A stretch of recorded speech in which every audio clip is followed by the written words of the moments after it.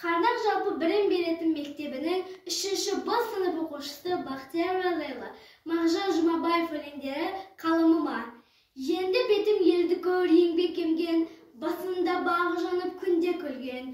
Қомданып қас қырында қаруланып, алыста орақтқан жауға төнген. Осы бетім ақ ниетім елге алсам, гүлденген өмірге жыр бер алсам, социалды отанды қанмен қорғап, керек болса кезінде жан бер алсам. Осы бетім ақ ниетім келдім бастап, жанымның бар жараны салып тастап. Еңбекші ел ашуы ұшан мейірімі мол, жанымды тартты саған жалаң аштап.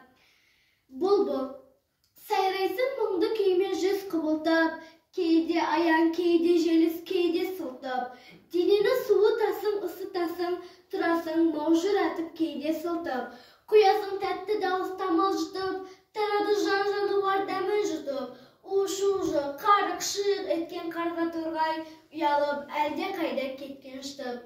Ұстасыз, мұңды даусың басты байлар, тоқтаған шабуыңнан қолын тайлар.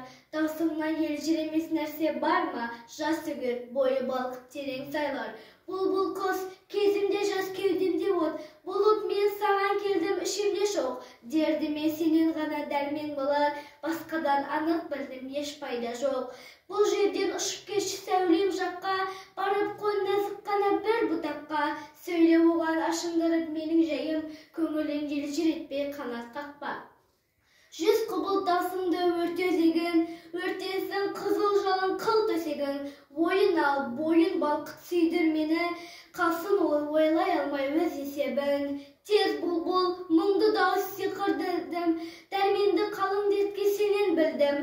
Қылмасаң бір мейірім сорлы пенде, қайғыдан қолым жетпей міне өлдім.